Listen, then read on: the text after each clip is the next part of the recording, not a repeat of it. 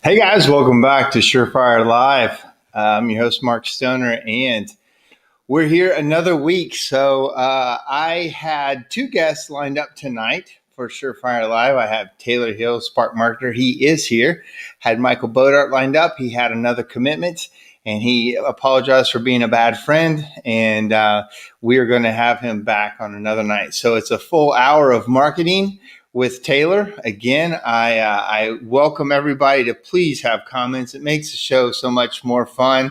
Cody Whitwood jumped right in. Woohoo, Chimney time, my favorite show of the week. Hey, thank you so much, Cody, and you're a big part of the show too.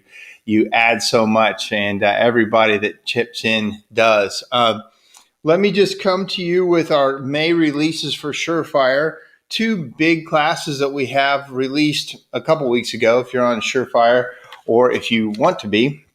Two of the main courses, Chad Murray, we've had him on the show. He's become a big, he's been part of the Chimney world, and he just signed in. Hi. We're finally releasing his scripting class. He talked about it a couple of weeks ago on the course, on the SureFire Live, and now we have his course up and ready, and it's a great job. He really goes through how his company does that. Secondly, we had the Prior Fire full course. We recorded the whole course, everything live, the virtual, and now it is a course on SureFire. If you want to see that, have it broken down for your people, when you're ready, you guys get ready to install these, you have it all laid out for you, and everything behind it. So that's Chris Pryor and John Meredith. So those are the courses on SureFire this month. So that being said, I'm going to bring on Mr. Taylor Hill. Hey, Taylor. Hey, man. How you doing? I'm good. How are you doing tonight? Having a great day. Are you having an adult beverage? You know, my wife actually brought me a Starbucks passion fruit tea. It's got a little zing to keep me awake. I thought about putting a little adult beverage in there, but you know, you get to a certain place, if you put a little bit too much, I might not make it through an entire hour, and I want to make sure that I actually give you some good stuff. Right. Yeah, we go into life lessons and how much we appreciate each other after a while. Exactly. If I drink much, I just get happier and happier. Like I'm just it's funny. So. Oh, well, my problem is I get serious, and here's the big issue: I'm already serious. Right. I just get more serious. Exactly. Well, thank you for joining us this week, man. You and I have known each other for a very long time. Mm-hmm. You had several businesses before you got into this. In fact, I knew you from another business. And kind of tell people, I know a lot of people know who you are, but some people don't. Tell people like where I know you came from the banking background, but how did you get into Chimney world? Well, the truth is, before the banking background, I was in film and video. I worked at a place in Houston, Texas, had a graphics and animation studio, and that's how I started in video and film. So I did a lot of what I would call grunt work for the studio that we had the animations studio in. So I've done just about everything you can think of on a video set. So came to Nashville, did a lot of freelancing, did a whole bunch of just stuff here, and worked for a online movie catering company for a while. And when I got out of that, I decided that, in fact, the guy that was the accountant for the online for the catering business, he is the one that said you should be in finance. Really? Because I was their operations manager, and I was running up to 15 trucks on 15 movies at the time and keeping everything kind of going. And he's like, you know how to run numbers, you know how to do all this stuff. And I was doing everything off spreadsheets and then giving it to him, and he was inputting it into the system. He said, you need to go into this. So I actually went into the mortgage business and also did had my Series 26, which is mutual funds. I didn't do single stocks. It's a Series 7. Never went that far. But I got into a lot of financial stuff. But I'd already run an animation and graphics company. And then I worked for this catering company that every movie is set up like a small business. Right. So, yeah. So if you look at that, you just learn a lot of basic accounting stuff. And so it went into that really naturally. But when I was in the mortgage business is when the bottom fell out and I needed to do something else. But I was actually already learning search engine optimization for my own mortgage company. Right. Mortgage people don't realize that when you're in the mortgage business, it's like being a realtor. Yeah, you work for a company, but you are on your own. You got to do your own thing, get your own customers. So you're working for yourself. Right. So with that, I did SEO, and I was doing really well. Nobody was looking for mortgages, so I just turned that business into a business. Right. I can remember early on, when the internet thing really started picking up, a lot of us there wasn't a company that did SEO. Everybody had to do it for themselves. Everybody, I remember building my website. I remember figuring out how to buy keywords, which is one of the ways you and I got together because I was so terrible at it. And but everybody kind of did it on their own. And there seemed to be and so you guys started a business that focused in on this, right? Yeah. Carter and I have known each other for, I don't know, 30 some odd years now. Mm-hmm. So it's been forever.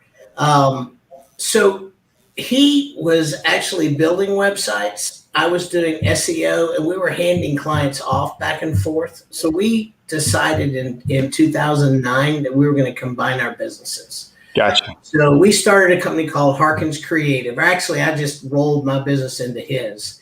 Harkins Creative in January 2010.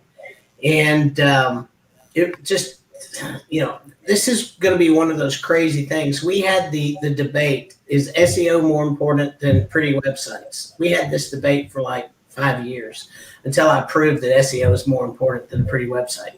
And now he'll actually agree with me. So that's good. I still win. So, Well, that's the creative in him, right? Because he loves pretty websites, but they matter this much to me. That, we were songwriters together. We have a whole story about how we both just kind of came here for writing songs and we're working for other people. We had the rug pulled out from under us with Disney. And so it was just, that's when we both kind of came to this epiphany that if we're going to make it, by golly, we have to control it. You just can't let anybody else have it. And so we went our separate ways and did our own thing and then ended up back together with the websites and SEO. So I guess it was meant to be. Who knows? So it was definitely meant to be. And for sure, 100%. I'm just telling you, it was meant to be.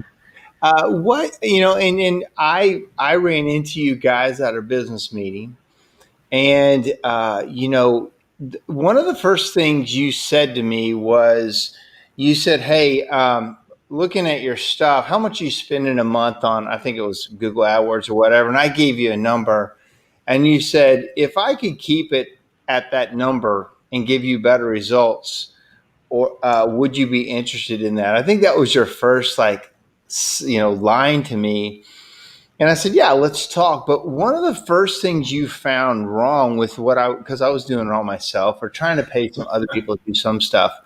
But you're spending a fortune on keywords that are not you're spending a fortune on chimney was the word. That's the big word. And it was, you said, I can show you where you spent $60,000 on this word that brought you almost nothing. And that was the time when I realized that this thing has gotten away from me being able to do it. Like I'm focused on a lot of stuff as a business owner and a little bit of time on SEO and then back to business owner. And that what you're in goes so fast that we as business owners, we're instantly lost in. I mean, is that fair? Or is that just me just trying to hand it off? So there's two things. The AdWords is really not SEO. So right. A lot of companies sell it that way. In case people don't know what AdWords is, just go through what AdWords is. AdWords is actually SEM. It's search engine marketing. It's where you put an ad on search to create leads that come into your business. What SEO is search engine optimization. It's actually where you optimize a website, and there are things you do off page and on page in order to come up when someone that searches for what you're searching for actually puts that in there. So I'll give you an example. And just using you, if somebody types in chimney sweep Nashville, you're going to come up. Okay. Right. Probably now, if somebody typed in chimney, you'll come up if they're close. Right. If they're close to you. But the reality is, you were buying keywords. You had keywords in your AdWords in the back end that just had chimney in it. The funniest ones were the chimney sweeps, which was you remember me telling you this, a barbershop quartet out of California called the Chimney Sweeps. Oh no. Yeah, you were buying, you'd type in them and you'd come up. It was great. Yeah. The other thing that was happening with you and why you were spending so much money is you didn't have your ads gated in your area. So you basically came up all over the United States. Right. So that's another very typical thing. I don't see that happening as much now. People are pretty wise about that. And I think Google has made some changes to help people with that if they're a local company. Right. But they didn't have those gates in back then. Mm-hmm. So, those are two mistakes that I see now, or back then. But let me tell you about Google AdWords now. All right. So here's the biggest mistake people make when they do AdWords. It's not in their AdWords. It's not setting up their ads. It's not doing all those kinds of things. The biggest mistake is knowing what's important in the results. I see this all the time. They look at click-through rate. They look at time on site. They look at all these analytics that have absolutely nothing to do with them getting business. And if you can't tie in what you're doing on AdWords and be able to tie into the end result of what you're getting, all that other stuff is just fluff. It's just fluff. It's vanity metrics. It's like likes on Facebook. Explain how you would tie that in. Well, you have to know your numbers. This to me is the most important thing. You have to be able to have your AdWords go to a landing page, be able to track those AdWords back to the landing page, be able to go into analytics, see where they hit that landing page every time and did that turn into business. Right. That's what you have to look at. Okay. So how do you know if that did or not? You got to track it. You got to set all the metrics up to where it's tracking it on the back end. And people say, well, I can't do that. And it's like, well, yeah, you can. The problem that we have is people don't tell us that they got the business. Right. I can go back in and look at everything, but all I know is, the phone's ringing more or not. So we have to make some leaps and bounds on our end. But if you're doing it yourself, you can track it all the way and know if that person called because you're able to track that in the back end. So Cody, I'm just going to catch up. He says, paying for AdWords can get expensive. What is a budget that a company should look at on AdWords, or how do you gauge that? I know we use AdWords, and we talk budgets all the time, but what do you tell companies? What's a real number for AdWords and how is it best utilized? So the thing that I would tell you is AdWords in the fall when everybody is calling, you can turn those off. But here's something that we have tested and we've found. If you will just keep a little campaign going year round, it actually helps. It's crazy. They say it doesn't make any difference what you're doing. We're finding it makes a little bit of a difference. Well, what's a little campaign mean? Is it $100 a month? Is it probably about $500 a month? If you just keep a $500 a month campaign going, and it can be, if you're in fall and you want more sweeps, it can be sweeps. If you want to do a repair campaign during that time, if you're in an area that gets a lot of rain, keeping the leaky chimney going during that time is always good. The time when most people turn those things really on is in the springtime. Right. The problem is when you turn them on in the springtime and you've got it full bore in the spring, a lot of times that's not when people are looking for what you do. So you have to make sure that you are putting your ads out for the smelly chimney, the leaky chimney, for the things that are actually happening in the spring. I find a lot of people want to keep their chimney sweep campaigns going year round. I don't recommend that. In the springtime, nobody's really looking for you. I would rather take that money and do something else with it. We have typically about 4 big idea campaigns a year. We have we keep your fire in its place, which is the chimney sweeping inspection kind of thing. We have the We Fix Leaky Chimney. We have the fireplace facelifts, and we have some others. But basically, they kind of rotate. When you say keep a small budget going, does that mean rotating like all of your services, or is it like just something that's always out there?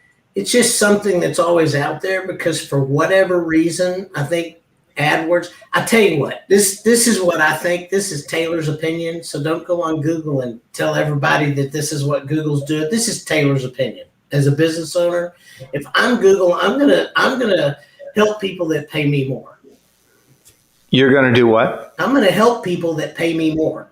Okay. If you're willing to pay me more and pay me year round, then I may give you a little favor here and there with the algorithm, with a little here, a little there. Oh, you think that if when you're paying more, you get a little bump? Yes. They'll tell you all day long that that's not true, but we've seen tests. We've tested it ourselves. We've just seen that it may be a little bit of room, maybe a little less pay that you having to pay for every keyword. I mean, it's weird, but it seems to be that if you keep a campaign going on a year round, they just kind of help you a little bit, Right. Yeah. Well, Scott Scraper says AdWords is great for traffic, but if your website sucks, you're going to lose leads you paid for. You got to have a great website, in my opinion. And I would say, Scott, you're absolutely right. If you're doing AdWords without a good website that actually converts, you can have a great. I'll just tell you what I saw this week. I've been on 2 different websites this week that did not have a phone number anywhere on the front page. No phone. Oh gosh. Yeah. Why? 0. Yeah. Now, how in the world? Yeah. It's crazy. I was on another one that the phone number was shoved over to the left and you couldn't even see it. It was in such a light type.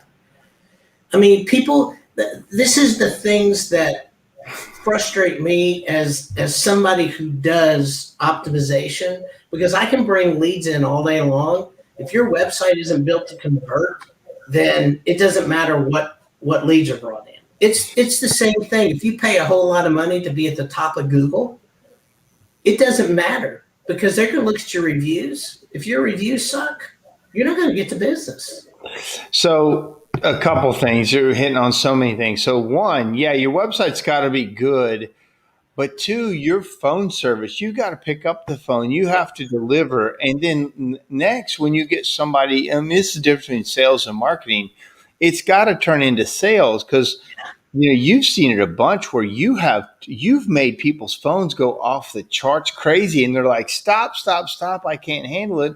Or, they don't convert all the leads or answer their phone. Like, I don't know if that's actually a question, but there's so many things tied into you making that phone ring that is so much bigger. And I think that's why you got into kind of not business coaching, but watching the whole process for these companies.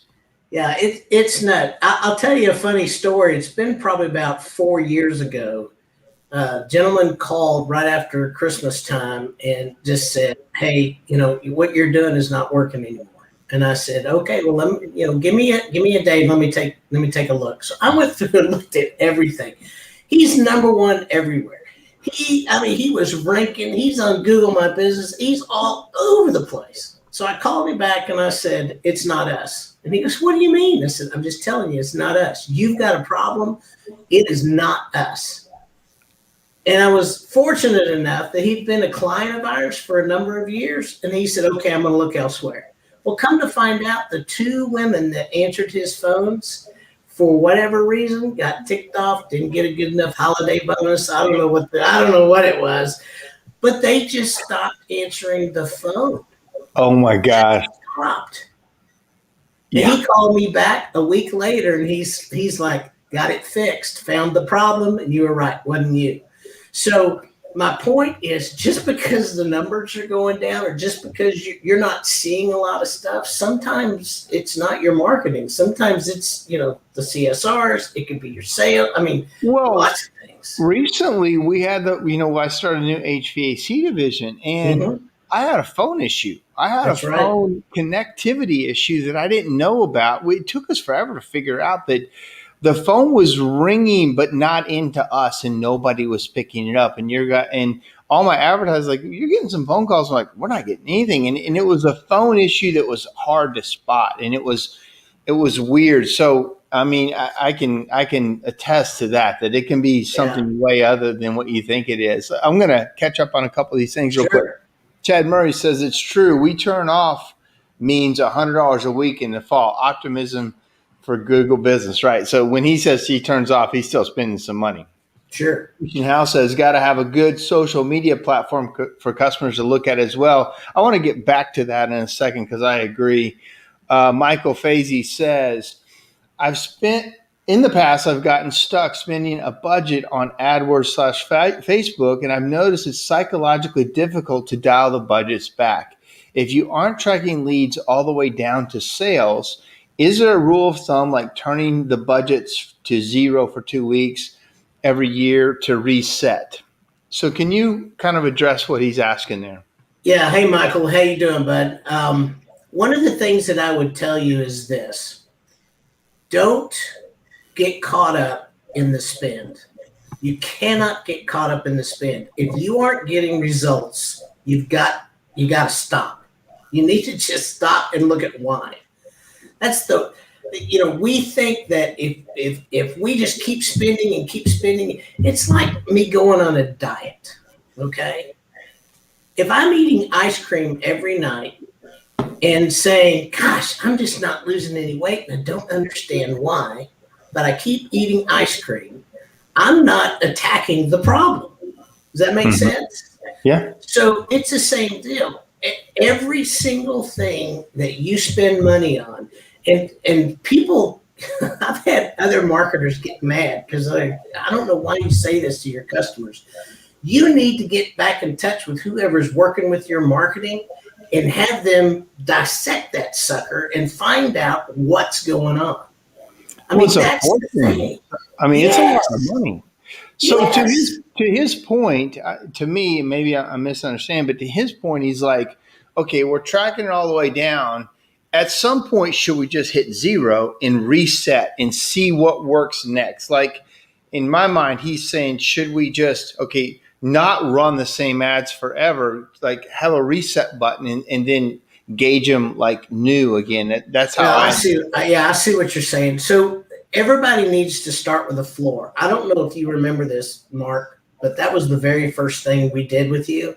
Is I said we have to turn every single thing off and Right. start with nothing. Right. And then you build one on top of the other. And you were like, oh, I can't do that. And I'm like, yeah, you need to do that. So that's really important to understand, because marketing is a building block. I mean, I think there are things that have to be first. If you're Correct. just going in with ads, I think you're jumping the gun.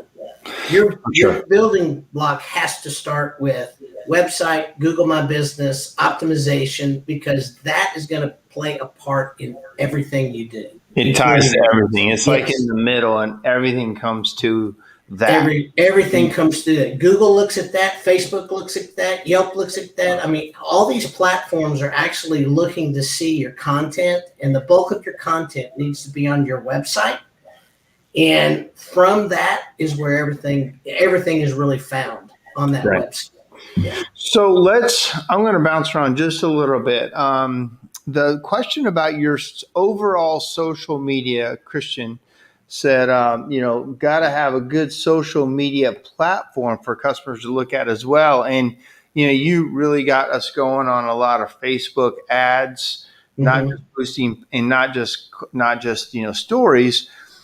Talk about how important Facebook and social media is, and the flip side of that, Instagram, because to me, those are so different in the chimney world. And like, just a quick story, in the chocolate business that I'm in, Instagram is the driver.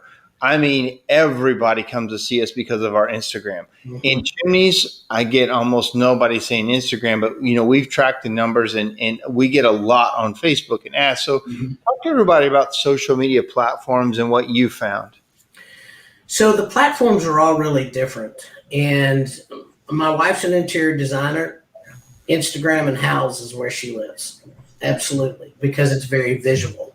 So if you have a hearth store, if you have something like that where you have a lot of visuals that you can put on Instagram, yeah, maybe. But also you're looking at a lot of creatives are on Instagram. So that's part of the problem. You have to look at demographics. To tee off that, do you find many chimney companies have success? I see a lot of people. I follow a lot of chimney companies. I see their posts on Instagram a lot, but I don't know if that means they're successful with Instagram conversions. So there's a couple of things you have to look at. So your local chimney business, if you're not paying attention locally to branding, you're missing out. So to me, Instagram, TikTok for branding is great. Okay. I'm not going to expect a lot of conversions out of that. Facebook is great for branding as well. Okay. Especially organic Facebook. But when you get into Facebook ads, it's a totally different ballgame. And I mean, I could sit here and, talk for an hour about what you have to do to actually set yourself up to win on Facebook ads. And I'll just tell you right now, if you're going to go into Facebook ads without having a really good organic presence, you can forget it, because you're going to be paying through the nose. Well, tell everybody what a Facebook ad is. Like, how is it different than boosting or just putting something on Facebook? So if you just put something on your profile on Facebook, then basically just whoever is on that page is going to see it. It's not going to go any further. All right. And for businesses, they don't even hardly push it out at all. Yeah, and they really don't. They've almost clamped down. It's almost gone from here, and it's gotten smaller and smaller and smaller over time. Okay? Right. That's just the way it is, because they want you spending money with them. It's how they make money. So, I mean, that's the reality here. So if you boost, you may get to 25% of the people that are on your page that may see that. Their friends may see it. That's how little a boost goes. Okay. On an actual Facebook ad, you're able to go in and set up audiences and do really high targeting with how much somebody makes, the area that they're in. I mean, there's a lot of different choices that can be made. Now, audiences are fickle in a lot of ways, and there's, the more you have, the better. A lot of local people don't have a lot, but if you've got an email list, if you have a client list, those client lists, we can upload that on Facebook, and they can serve the client list to you. They can still do that? I thought they stopped doing that for a while or cut back on that. there's things you can do. Thank you. So let me just talk about my own experience on Facebook ads. We didn't run ads for a long time. I started running ads with you. And at one point, when I looked at my analytics, we had about, I think it was about 25% direct hits where people typed in our name. And really the rest of it, 75%, was Google searches. Mm-hmm. And then when we brought on, the Facebook ads, I could not believe how much Facebook took a chunk out of Google. And it really was, it took like 25%. So now our mix is, I think, roughly in Nashville, 25% direct hit, 25% Facebook, and 50% Google. And I was just surprised how and then Charleston, where we don't have as big of a presence in branding and other things. And so Google still is a big part of it. But in my opinion, the more spread out you can get your leads to come to you, the better. Having too much dependency on Google is as dangerous as it can be, in my opinion. Well, and I think branding is important because if you're branded well in your area, people come direct to you. Right. I mean, that to me is the ultimate. If you can get so branded, it's like, if I'm a Tide person and every time I go to the grocery store, I buy Tide and I don't look at anything else, right? Then who cares? I'm not spending my money anywhere. And a lot of the older sweeps, this is one of the reasons that they're still in business is because they're branded with their current customer and they're able to keep that current customer. But what they're not doing very well is bringing in new people. Right. So to bring in new people, it really is about you got to be online, whether it's whatever that means. Let me catch up with some of the questions. Ed Murray says, you can't leave your website stagnant. You must show your site is active with new content, image optimization, and call to action on all pages. What do you think about that? So there are ways. Here's the thing about websites, all right? If all you guys would just do one thing, and that is monthly, change out some pictures and videos, it would do a wonder for you. So every time you make a change, when Google comes back and the bot crawls through, they see that you're active on the site. Right. I mean, that's one of the things. If you're the marketing company, this is what, you don't even know this. We're on sites all the time, making little tweaks and changes, and we do that all the time so that Google will pick it up. And sometimes it's just changing out a paragraph, rewriting this, changing a blog post, adding a picture. I mean, just all kinds of things that we do in the back end that we don't even tell people about. But that's one of the things that happens because it freshens everything. Yeah. So Michael Fazy says, last year we turned the budgets down to 0 for 2 weeks and it helped overall. We're getting a large volume of uneducated leads from ads that were overwhelming our office staff, and we were more efficient with a 0 ad budget. Does that make well? Let me tell you, this is another thing, Michael, that I would tell you is you've got to figure out how to market to the people that you want to market to. I think one of the biggest mistakes that people make is they're marketing to everybody and not limiting those people they don't want. Mm-hmm. That's another thing. I mean, if you can eliminate the leads that are coming in that are sucking you dry, all right, and the way you do that is you make sure people know that you're not the cheapest, you're not the fastest, you're just the best and the most expensive in the area. When you do that, the people that want the best and the most expensive, they're the ones that are going to hire you. That's so true. When we started advertising on TV and started advertising on some of these big, like we sponsor the Nashville Predators, and we lost last night, but we're going to win tomorrow night. When we started branding on a high level, it did definitely change our demographic of people who called us because there was a group of people that if you see somebody on TV, you won't call them because they're expensive.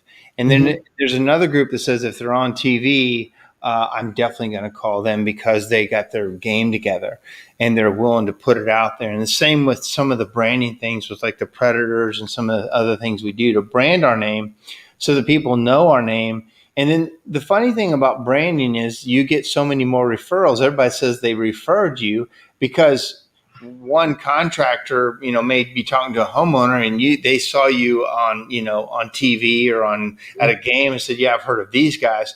Well, then when the person calls me, they say, well, it's a referral from a contractor, but really it's a lot of branding causes, them to type in your name in Google, them to call you with a referral. And so I'm gonna go over. Scott Scraper says his Instagram is fire. Christian House says Chimney Monkeys out of Chicago is a great Instagram page. Excuse me, and I have seen that page. It is a great page. And then Cody Whitwood says I started doing informative videos on TikTok last year. I've had 2 people recognize me and say they were glad to see it because it's their main social platform. So let's talk about TikTok. What do you think about that in chimney companies? I actually love TikTok. And if you're the type of guy that can just show everything that you're doing, I mean, everybody I know, what they love about TikTok is to be able to see a project from start to finish. Mm-hmm. I mean, they love it. There are guys on there that are laying tile that's showing exactly how the tile is laid. There's roofers on there. There's all kinds of people on there. What I don't know yet, I've not had anybody advertise on TikTok yet that's actually can definitively say they got a client. Right.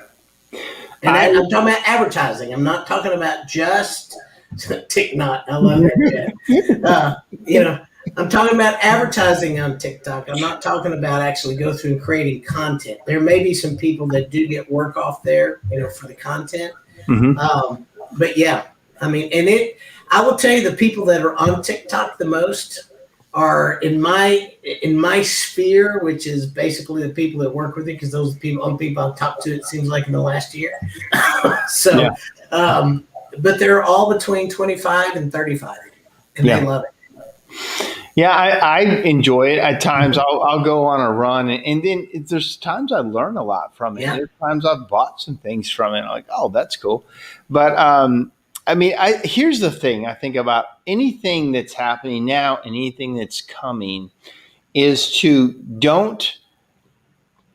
need to at least know about it. You need to at least be familiar with what it is enough to make an educated decision, because what I've seen business owners do, and my father did it, and they start becoming disconnected from what's hot and what's relevant.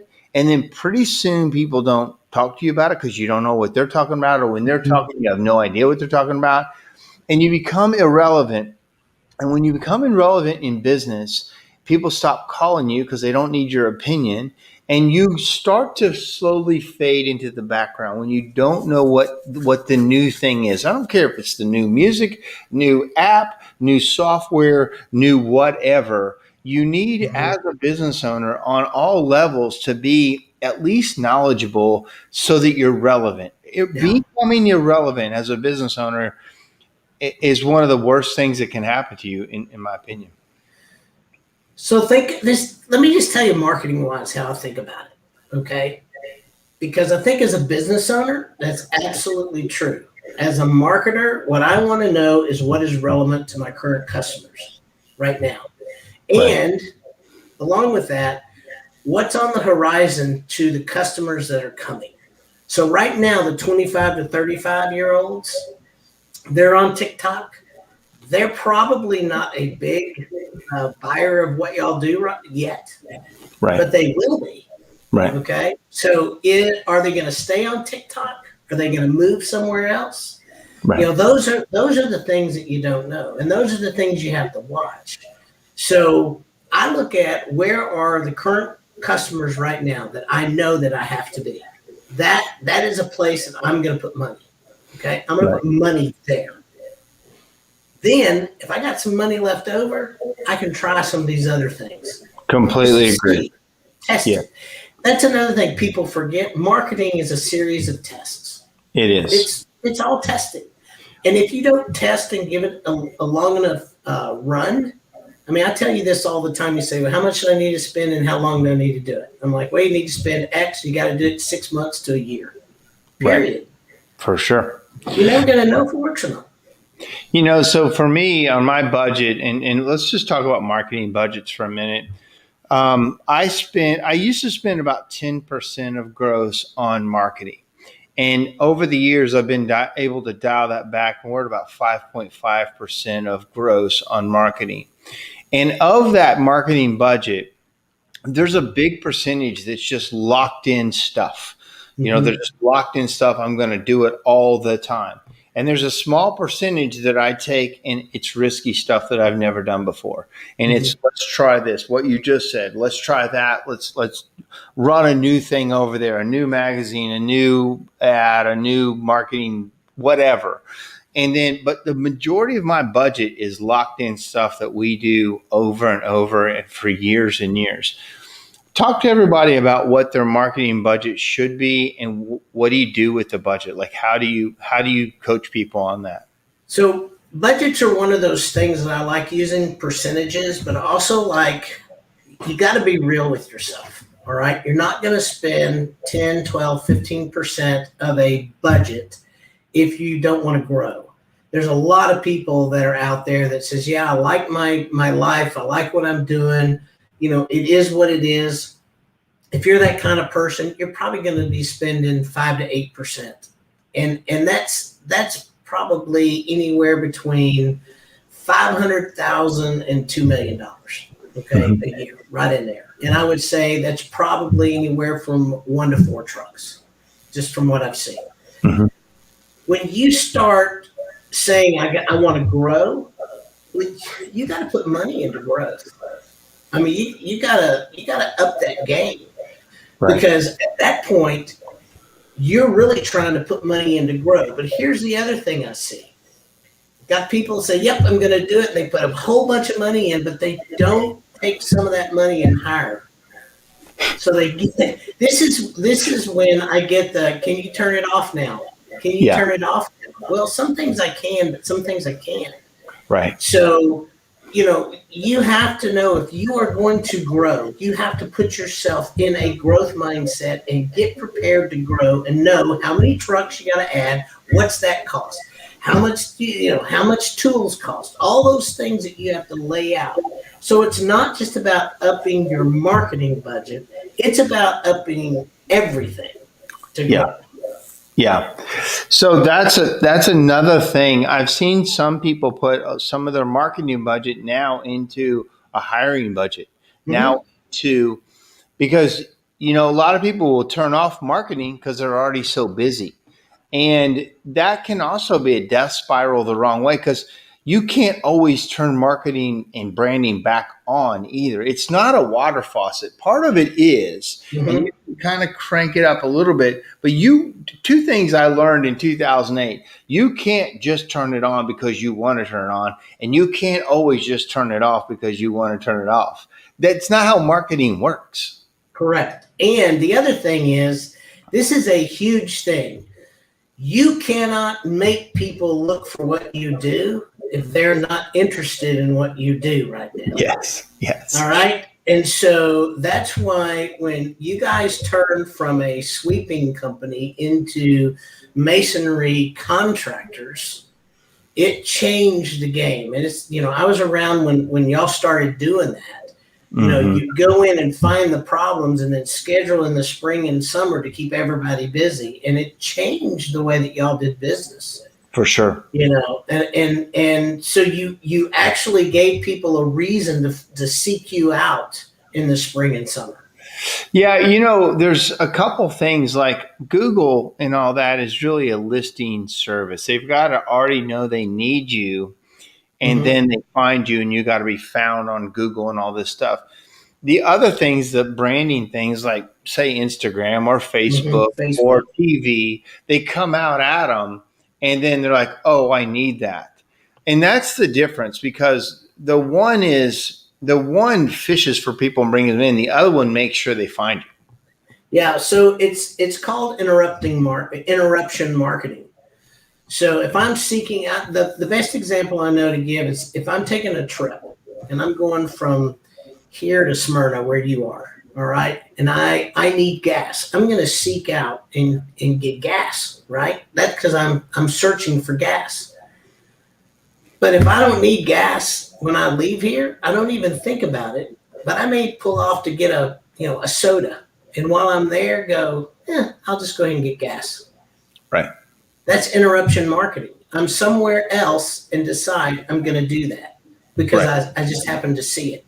That's what Facebook and some of those things are when you get in their face.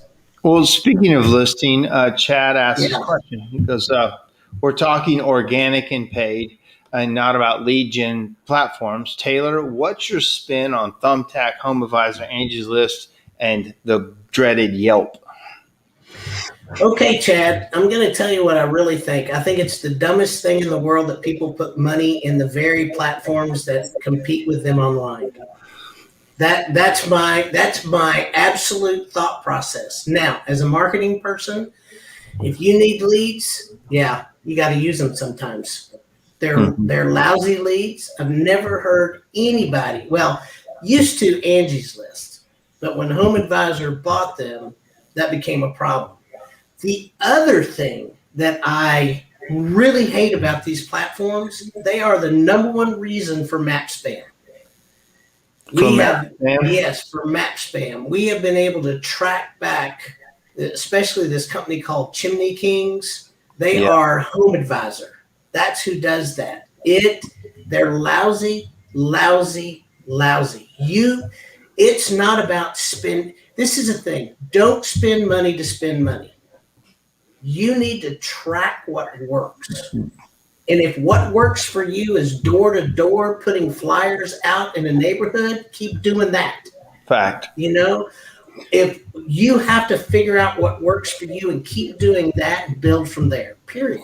Everybody, and I'm in different areas that we're in, different things work. Like sometimes it's a little bitty town magazine that goes crazy. Sometimes it's a Facebook page or a local, 411 page. It goes crazy. Sometimes it is a coupon, or we've had some decent luck with Thumbtack at times. We've had some decent jobs off there, and everything doesn't work for everybody in every place. So that's why what you're saying is you've got to do the basics, which is the website, some basic social, some SEO, have a good, answer the phone, get a guy to the job. But then after that, you need to experiment with what works in your area, right? Yeah, and my brother started a home inspection business at the ripe old age of 64. Oh, wow. Yeah, he started it, and he called me. He says, "What do I need to do?" And so I told him, "You do a website, you get your Google My Business in." He's very well known in his area because he was a former coach at Oklahoma University. So he's really well known. I said, go to every realtor meeting, every bank meeting, every mortgage meeting, everything you can do. And he goes, okay, I can do all that, but I need stuff now. What do I do? Call HomeAdvisor, Angie's List, get on their list, whatever. Answer your phone and call people back.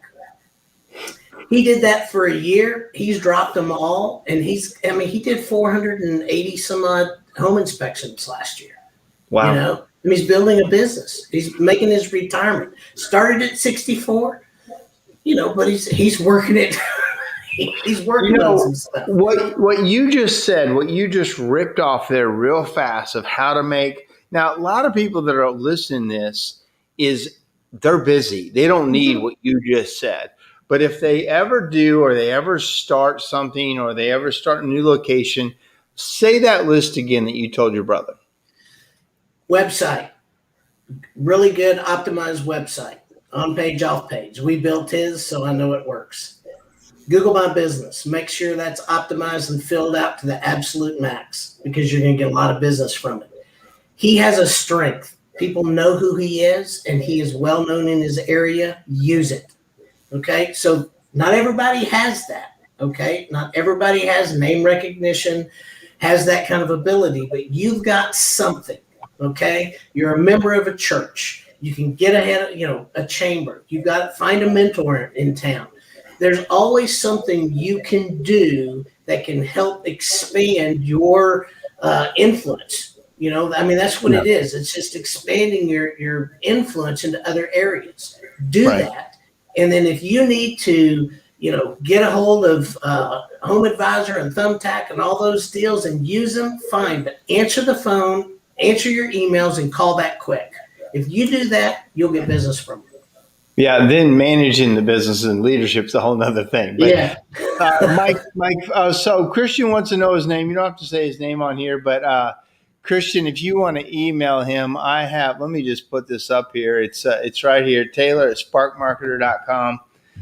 You can email him. And no Sooner football, you'll know who he is. Just email me, I'll tell you. His last name's Hill. That'll give you a hint. So Mike Fazy says, can you speak on successful marketing funnels? Great question. Okay. So the number one issue with marketing funnels is content. Okay. You cannot create a really good marketing funnel if you do not have good content.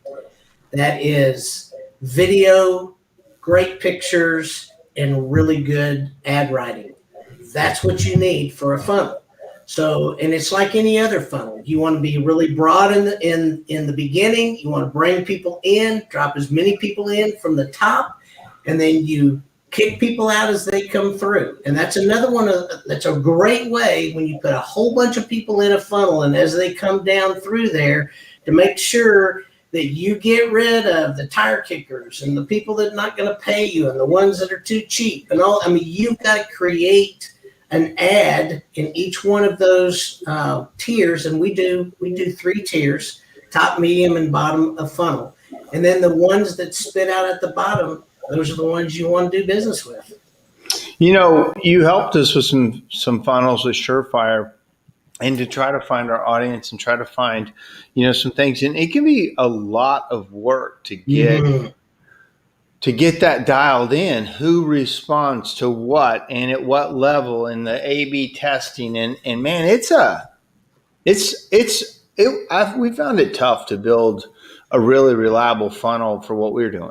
It's a lot more difficult than people realize, and because you have to know who your what's the word I want to say? They use the word avatar. I hate that word. You just have to know who your doggone customer is. Who do you want to do business with? And most people say, everybody. I want to do business with everybody. Well, I'm going to tell you from somebody that's a marketer, I don't want to do business with everybody. There's probably people on this call right now. I don't want to do business with you. It has nothing to do with you, nothing to do with me. It's just where we are and where you are. We can't do business with you. You have to know who your best customers are and who you can help the most. That's the biggest thing. One of the things mentor of mine, Larry Winget, said, he said, Mark, at one point, we were just overloaded. We were tired. We were all that. And he's like, well, you now need to figure out who to eliminate as your customers. And one of the things we did, and I'm not saying it's totally great advice for everybody, but yeah, he's talking about what are some ways to disqualify leads. And I'll tell you one right now. One is we did it on our voicemail. Mm-hmm. When we were very busy and we were already booked out a month, which I hate, we told people on the voicemail, hey, we're booked out until this 4 weeks. And if you still want us, please leave a message. We'll get back with you. Well, that's a disqualifier of all the tire kickers. And if they really wanted us, because we would spend so much time talking to them, and by the time we got around to booking them, like, 4 weeks or 6 weeks or whatever, and then it clicked, we waste all the time. So we really focus on disqualifying leads. And I think one of the things you do is tell them the bad stuff. Like, tell them it's going to be this long and it's going to be this price. Yeah. And then disqualifies them. I don't do it all year, but when I'm trying to lower the level and raise the qualification or get better customers, that was one way we did that. Well, it's the same deal. I mean, I will tell you, if somebody wants to work with me today, they're going to be waiting probably till August. Right. And it's not all because of new clients. It's because there's some really big changes going on with Google, and I got to take care of the people that I already work with. So that's a big thing. That's another thing. If you're working with a company that's always about getting new, and not taking care of you, that's a problem because things in marketing change. Let me just talk about that for a second. I think that's a big mistake a lot of chimney companies make is all they worry about is new. And I've talked about it a bunch. They don't do anything for their current customers. They don't do anything for them. They literally don't send them a thank you card. They don't remarket to them about all the other services they provide. They literally forget about them. And they've got a whole data mine. I mean, just gold mine of data of current customers and all the things that they can do for that customer. And it's all about getting new, and they don't plug the hole in the bathtub. And then they don't have to spend as much money on the new customer. It's like 5 times more expensive. Yes. Talk about, let me just, do you have anything to add to that, or I'm going to go down the questions? So the only thing that I would add to that is this. Data is the number one thing that you have that is yours. It is what Google fights over, with Apple that fights over, with Facebook. They're all fighting over data. They're not fighting over ad spend. They're not fighting over money. They are fighting over my data and your data and everybody else's data because they know whoever has the most data, if you use it right, wins. Right. It's the same for you. Right. That's exactly. You've got a goal. I was looking at waste in companies. And it looked, almost by far, one of the biggest wastes in companies is their data. That they're literally sitting on a gold mine of customers. There's so much that you can take that data and put it out there into data services that tell you where your premium customers are, what the zip codes are, how much money they make, and then use that data to recast your marketing to those areas and those people. You literally have 6 to 7 figures, maybe 8 figures of value in that data that you're probably just sitting on. Yep. Chad says, my coaching funnel is awesome when it's on. My chimney funnel is harder. I have to agree. Funnels work really well for certain things. So the chimney industry is a little bit different, but I will tell you, you have to understand the customer you're going for. If you put out the right funnel, you can get business in the chimney industry through your funnels. Yeah. Dave Levitt says, I'm thrilled to hear a lot of what you guys are saying. You have confirmed what I'm doing. Most everything is right. Of course you're right, Dave. I can tell you're right all day long. You're on this Facebook Live. You're right so often. So we've got a few more minutes, and I like to respect your time. And one of the things I was going to ask you about was is there anything new? You told me you were on some new things lately before we got on this call, some things you're focusing on, might be coming down the pike on Google and some other things. Can you speak to any of that? So I'll tell you 3 things really quick that we're watching. One is one of the problems with click-through rates and some of the things I've talked about with ads is they're finding that Google, Facebook, these platforms are using bots to actually click. And so they're not real sure. A lot of people are going, not quite sure that we're all getting what we think we're getting. So start tracking it back to results. So that's really important. And that came from a report that I've read recently. So the second thing is Google is with Google My Business is doing a lot of testing. Today we saw some areas that they have got a Google pack that's a 10-pack. So the map where it's got the map listings, it used to be 6 and then it was 5 and then it went to 3. They're actually testing 10-packs. Now, I've got my own opinion on this. I think if they do something like that, 2 things are going to happen. Organically, your number one organic listing, which still brings in about 51% of, that's why it's really important to still be number one organically if you can be, because that's 51%. But it's going to push it way on down the page. And then I also think that there's going to be a play here probably in the next 2 to 3 years that you're going to be paying for the Google My Business piece. Yeah. I think that's going to happen. to be listed on that map at all. So that's going to be that. So that's the other thing. And then the third thing I would say, and Mark, we've started this with you on Airbusters, but there are some communication things that are coming into place in technology that is really, really important to be on top of, that can really help you capture, maintain leads so that you're not wasting money. So those are, I think, the three things that I would say to kind of watch. Yeah. I really you guys stay on top of things for me. Well, the other day when we had to go through and your people had to go through me and I had to go through all my Facebook stuff. What was that for? Some kind of an Apple update or something? Yeah, the iOS update. I don't know if any of you guys have Apple phones, then you get asked the question when you log back into your Facebook if you want to be tracked or not. Right. Well, the reality is in the United States, anywhere between 4 and 6% are saying yes. The rest of them are saying no. And so, yeah, that's a big thing. And so Facebook is just trying to they're all now trying to have what I would call walled gardens. You know what I'm saying? Try to build these big walls so that nobody else gets in and they control their data. We talk about that data piece. Yeah, they're all trying to get data on you and I, and so that they control it and they control what we see.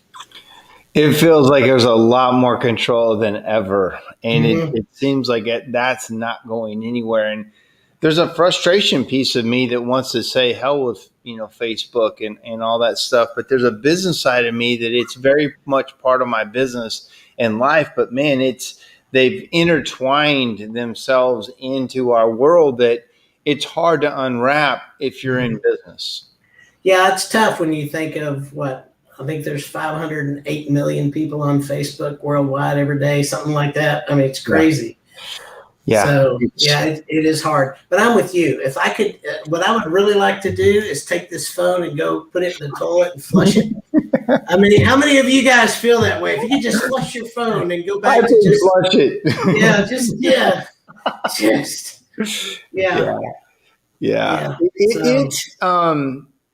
But at the same time, it's the most valuable tool I've got. It is, I was listening to Elon Musk talk about, we're kind of cyborgs now. I mean, you don't go anywhere without this, and it's part of your brain.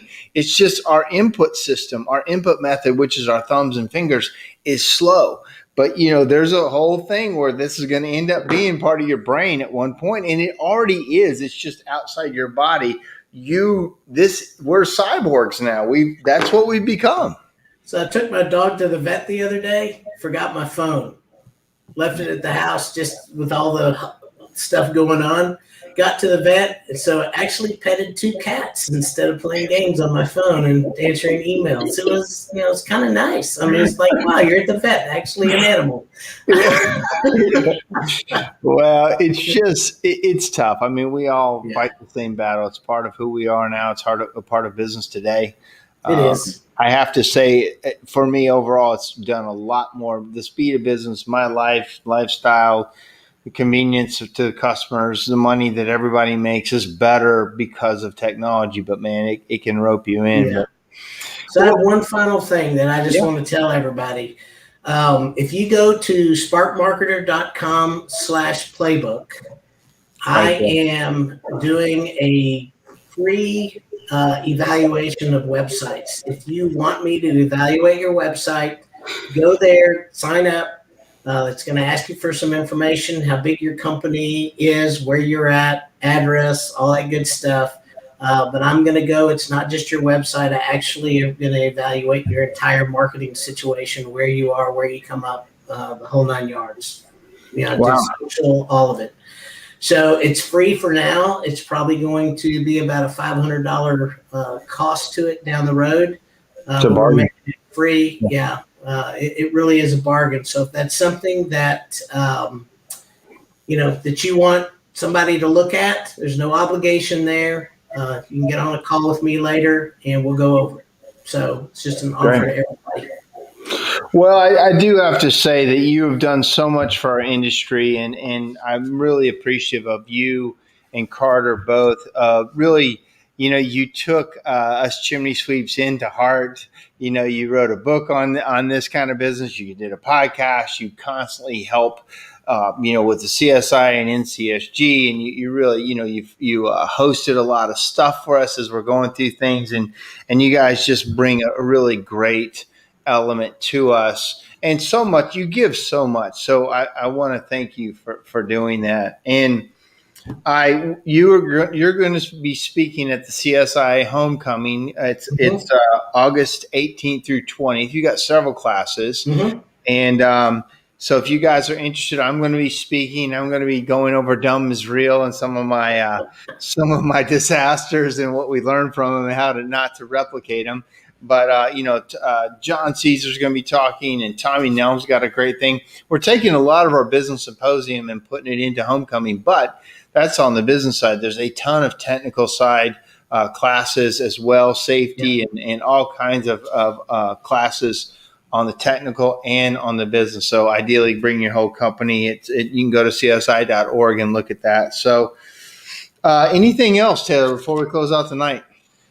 Gosh, no, I'm going to let all these people, go back and have their days and and get working again, just like I'll be doing tomorrow. Well, we're all tired. We're all working a lot, and a lot of it's because the marketing is working. So thank you for that. And all right, guys, well, I'll let you go. Thank you, Taylor. Oh, hold on. I didn't mean to hit you. I just said thank you for having me. I really appreciate it. The best clients I have are the most educated clients. So I love the fact that you have so many people on here. It's awesome. Yeah. Great group. Thank you, man. Have a good night. You too. All right, guys, that's another SureFire Live. Man, if you do have a marketing plan, take Taylor up on this, sparkmarketer.com/playbook. My gosh. I mean, the guy knows his stuff. He works with hundreds of chimney companies. If there's one guy that really knows this industry inside and out, it's that team. Very responsive, and he gives it all. So thank you, guys. Thank you for all the thank yous on this. Next week, I'm super excited. I've got two ladies on here that are contract attorneys and construction law attorneys, and they are awesome. And you please come tune in next week, the 25th, for Christian Shields and her partner. I can't remember her name, but they deal with a lot of contractual law, contractor stuff we get stuck on, big nightmare stuff we make sure you have to have as a business. So please tune in next week for SureFire Live. We'll talk to you soon.